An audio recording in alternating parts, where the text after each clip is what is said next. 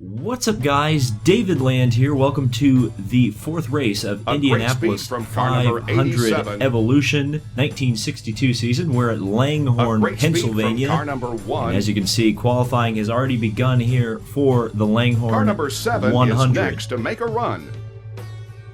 So we are chasing Parnelli Jones in the standings. He's going to go out 62. right behind us. This is a track that I won at in 1961. A great speed from car number 3. So He secured we're looking his place for to the be start. able to get up Car number and 15 run is really next to make a well run. in this race and help our point standings. A We're great speed 16 from car points number behind 12. Parnelli, so we will not be able to overtake him in points A today. fantastic lap. But we will be able to gain hopefully significant Car ground number if we can take the 27 victory has here at qualified for the Langhorne. race. Now, obviously, Langhorne named Puke Car number Alley 29 by has some qualified drivers for the race. in the past because it is Car a number perfect 54 circle. is next to Now, make there a are some run. uphill and downhill sections, but it is a very fantastic lap. tough track, and it could be very dangerous if we actually have to race Car for this number win. 91 is next to make a So run. as you can see, Hurtubise just went to second. Alan Crow is the next Car car to number go out. 83 He goes to has P qualified for number the race. 11. So it's up to us to get qualified. Let's do it. All right, so let's head out here to Langhorne Speedway and get our car qualified. We're unchanged from the configuration we had the car in at Indianapolis and Milwaukee. So we've got a 62 gearbox in there and the 61 engine. It seems to be the best combination to create the most competitive racing with the AI, because I was getting my butt beat just a little bit with the only 1961 equipment in 1962. But we're going to see what we can do here in qualifying, 2-lap qualifying as per usual. And as you can see, if this is your first time in the Indy 500 Evolution Let's Play, complete circle here at Trenton. Now there is some uphill and downhill to deal with. We're going downhill here, and then the where the home, the start-finish line, I almost said home stretch, but the start-finish line is on this track, is uphill slightly. So that does create a little bit of understeer, as you can His see. hand is up. He's starting 121. Yeah, we are way up on the on the rest of the field right now. Just being able to stay consistently in fourth gear, drive this sucker around the track. This is shaping up to be a really good lap here, a really good qualifying effort. I think the pole time right now is a 1:17, so definitely. We usually have pace in qualifying, but the problem is It's the once you get into the final lap. race, and we dropped off 2 miles an hour, and I've really blown it starting the next lap. I almost said going into turn 1, but again, the entire track is one turn. I don't know how many times I can say that. I'm trying not to be funny about it, you know, but I'm sure it sounds funny when I'm like, well, you know, we're going into turn 1 here at Langhorne. Oh, and we're going into turn 1 again. But that really is what it is. I mean, it's just one big turn. So let's come around and qualify. Not as good as my warm-up, but we'll be solidly on the pole, I believe. And so, yes, we did qualify solidly on the pole. Of course, Parnelli Jones is going to be starting alongside us. Only an 18-car grid. Sachs will be third. Roger Ward will be fourth. Hurtubise will be fifth. Don Davis and Lloyd Ruby, AJ Foyt are the guys in the points positions. We'll see if that actually changes in the race. We'll see if we'll be lapping Rathbone, which is a funny name. I think he's the fantasy driver in today's race. So I think Rathbone will be lapped. It'll be interesting to see if Parnelli can challenge us. So let's head to the racetrack and start the Langhorne 100. Welcome to the unique Langhorne Speedway. This near-circular 1-mile oval is actually constructed on the side of a hill, and while it may look like a walk in the park, the high speeds attained here make this a dangerous circuit. All right, so let's get going here at Langhorne. 25 laps. There's Parnelli to the outside. Green is coming out. Green flag, go! We are racing at Langhorne. 25 miles, 25 laps. And we have got to start keeping these guys behind us. I'm not sure how the AI are going to race in this race, if they're going to be very competitive. Sachs has moved up to second, which is good for me in terms of the points. With Parnelli Jones falling. Now he's gotten underneath Sachs, so Parnelli Jones goes to second. And we've already gotten 1 lap completed. So now it's just going to be a matter of keeping Jones behind me, because obviously if he wins this thing, the national championship is completely out of the question for me. I've got to win out the rest of the races, and then I've got to also hope that Parnelli doesn't continue to come in second, because there's no way I'll be able to pass him. So this is not the most advantageous thing for me. I've really got to hope that Eddie Sachs will be able to get around Parnelli here at some point during this race. Otherwise, I may be in a bit of issues to repeat my national championship from 1961. As you can see, this is a really interesting circuit. I can't remember if this, I don't know if this track was still dirt in real life in 1962, so this may have been a dirt race, but obviously in this game they only modeled the pavement version of Langhorne, which was paved in the mid-60s, and obviously doesn't exist now. Actually, the comment section on the last Langhorne video is really interesting, because a couple people in the comments actually had been or lived around where the Langhorne Speedway was, and so I think there's like a Target here now or something, which is weird. It's weird to think that all these classic racetracks are now empty lots and, you know, vacant parking lots and Target stores.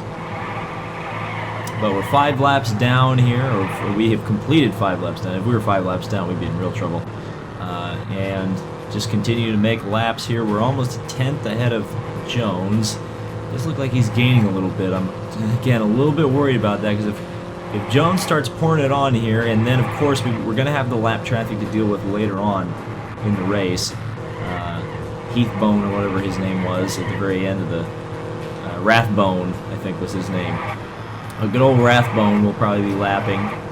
Be interesting to see what car he's driving, because the game didn't give us a preview of his car. So maybe he's in a rear-engine car, who knows. But I actually think a rear-engine car would be pretty good around here. Maybe I'll experiment with that in 1963 at Langhorne. But right now I think my little front-engine, my big old front-engine Epperle is performing pretty well here right now. We've already put a second on Jones here, so that's good. And every second we put on Jones is a good one, because he has just been very, very difficult to beat in this season. He won the first 2 races at Trenton and Indianapolis. Of course, I went back and continued my undefeated streak in Milwaukee by dominating that race. Spoiler alert if you didn't watch the Milwaukee race. But yeah, dominated that race, and now we are dominating Langhorne. I am wondering, though, when I will not be as competitive at these tracks, at Langhorne and Milwaukee, when the AI will start giving me a little bit more challenge on these tracks. Obviously, they've always given me challenge at Trenton. I can't seem to win there. And in Indianapolis, it's always difficult. The AI do really well in Indianapolis. And there, I'm sliding the car a bit. But I'm maintaining my second lead over Jones. And you have to be so careful. If you notice the little pit wall entrance there, yeah, that is possible to hit, and that will absolutely destroy your car if that happens, if you happen to hit that. It will take all the wheels off and send your car flying through the air with the greatest of ease. But Jones has moved in 0.3 of a second, and I'm gaining it back as we head into the uphill section of the course. And I'm going to cross the start-finish line again. Jones is back down to 0.7. But we're almost at the halfway mark of the race. And this is awkward doing this with a controller, because your hand actually starts to go numb from just keeping the stick at a fairly consistent position. But you do have to keep turning the car, which is kind of difficult to do with a controller. I would be interested to play this game on a wheel. I wonder what that's like. I do have an Xbox 360 wheel around here somewhere that's compatible with it. I just have to find it and then use it. Oh, Jones is closing in now. Now I'm getting a little bit worried here. Getting just a little bit worried. I'm gonna have to pick my pace up a little bit. Stop thinking about what it's like to drive with a wheel in this game and really get on it here. back out to 8/10. 8/10 of a second. 7/10. Roll around that corner. That corner. Again, that corner is the whole track. He's within half a second. Oh boy. Well, that'll be championship over if Jones gets by me. Any hope I have of the championship is curtains if he gets around me. So this is kind of crucial for the 1962's championship, and I've got to be very, very careful exiting onto the main part of this track, because that pit wall, man, I am really playing it a bit too close, I think, to the inside of the track. It's the fast way around, from what I can tell, but I do not want to hit that pit wall, because a crash, a crash does me absolutely no good. That would be another 0-point day, and again, I'd be completely out of contention at that point. Absolutely no hope of winning the national championship. And now Jones is closing in. He makes a move to the outside, is unable to make the move though. This is going to be the thing though. As long as I can kind of hold this inside, Jones will not be able to overtake me as easily, because of course, you know, the whole track is a left-handed turn.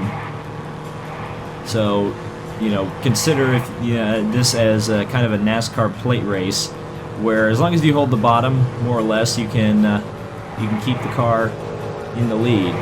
You may have to block to the outside every once in a while, but the inside line, the shortest line, is the fastest way around. You saw Jones make a dive there, try to get around me. Was unable to do so. So I've just got to drive defensively. Just try to hold him behind me. Here he comes making another run. I hear him. This is like the pod race scene in the Phantom Menace, the Star Wars Phantom Menace, where you've got a hard-charging guy. I'm playing Anakin Skywalker in this role. I've got the lead, and the guy who is the favorite to win is closing down behind me. 3/10 is the lead. Well, he's really pressuring me. Oop, oh, I've got to be so careful. Here comes Jones to the outside. He's making a move, and he passes me. Oh, I've got to get around him now. Oh, it's a duel, and I see lap cars as well. Oh, wow, what a move by Parnelli Jones. I made a mistake. I was worried I was going to hit that pit wall. And now Parnelli Jones is pulled around. It's a battle royale at Langhorne Speedway. Here I come back to the inside. Could not get around Parnelli Jones. He goes a little bit wide. Oh, we're playing dirty here. Just sliding just a little bit wide. Parnelli sweeps around the outside. He's going to maintain the lead here. Coming down to, what, 7 laps to go or whatever. And there's the lap car. This is going to be the key to the finish of this race. Is who catches the lap car in the wrong spot. Parnelli pulls out just a little bit of a lead. As we head down the downhill section, we gain a little bit of ground. We're clearly faster here. He's clearly faster on the other half of the circle. Right here. See, that's where Parnelli's fast, and that's, of course, not advantageous for me, because that's the side of the track with the start-finish line on it. So Parnelli is leading. The guy who's leading the 1962 championship from me. And he passed me around the outside after I made a mistake. He pressured me into a mistake, and now here we come up on the lap cars, or the lap car, I should say. It's just the one at this point. Gotta be so careful. I just gotta not slide the car. Realize that he's faster through that section, but where is he gonna catch the lap car? That is the question. That is what's going to determine whether this race goes to me or goes to Parnelli Jones. Jones closing in on the lap car. Can I close in on both of them? This is my fastest section of the course. Closing in, lift off the gas just a little bit, trying to get a little bit better exit onto the main part of the track. Rathbone makes Parnelli Jones go wide. Oh, he's way out of the groove. Oh, he gets around the outside of him. And I'm in the inside wall. Oh no, I was the one who got screwed by the lap car. Oh my goodness. I cannot believe my luck. So now with 4 laps to go, my fastest section of the course, I've got to try to get back to Parnelli's rear bumper, but I just don't know how I'm going to be able to do it.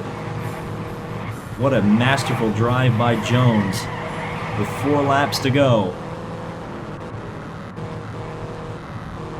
He played the game really well, and this, if he does pull this thing off, he's essentially sealing a championship for himself. But we want to prevent that. We've got to continue our hot streak and win again, but it doesn't look like it. Parnelli is pulling away. He is pulling away. We've got 3 laps to go. 3 laps to make up this time on Parnelli Jones. Can we do it? Oh, we're swinging way wide, pushing way too hard. Jones is going to pull out to a 1.3 second lead. We're going to close in here on our fastest section. We're going to start experimenting with different lines here, I think. Be so careful of that inside wall, though. There's another lap car up there, another lap car. Oh, we're going to catch him probably with 1 lap to go. This is the thing. Oh my goodness, this is going to be close. Jones continues to lead, continues to pull out the gap. Where is he going to catch that lap car? We've got 2 laps to go. Can I close in? I've got to run the lap of my life. These next 2 laps have got to be absolutely perfect. No mistakes. So I lift off. I'm very close to that inside wall. Here we go. It's the final lap. So you heard Bob Jenkins call it. It's the final lap. Last chance to catch Jones as he pulls away into the distance. Tires squealing. The tires squealing for a break. But I'm not going to give them a break, but it's not going. I don't think I'm going to be able to catch Parnelli Jones. And that number 98 car pulls away with my championship hopes. Parnelli Jones wins at Langhorne over me in the closest finish I've had in this game. One for the photo album. So as you could see, a very close fought battle with Parnelli Jones. Our lap times were very similar. He was able to run much more consistently than I was. Car number 71 makes a pit stop. Car number Rathbone. 27 makes a pit Rathbone. Paul Russo was the other car we were going to lap. Car number 7 makes a pit stop. But it was not to be, not to be. So let's head back to the championship table and see how much we've gained on Jones, despite the fact that we may not be able to catch him. So after a wild Trenton race where Parnelli Jones truly asserted his dominance in the 1962 season, passing me around the outside and potentially putting himself in the champion-elect position, though I don't believe it's 100% certain at this point. There are still 20 points on the table, and it is a 18-point swing between Jones and I. So the only way I've got a shot at winning the championship is that Parnelli does not do well, does not finish Trenton or the final race, which I believe will be Milwaukee. So it's going to be a very, very interesting last 2 races of the Indianapolis 500 Evolution 1962 season. I hope you'll be along for it because, like I said, it is going to be wild. So thank you guys so much for watching. If you did enjoy this video, hit the like button and subscribe for more Indy 500 Evolution. And this has been David Land on YouTube. We'll see you in the next video.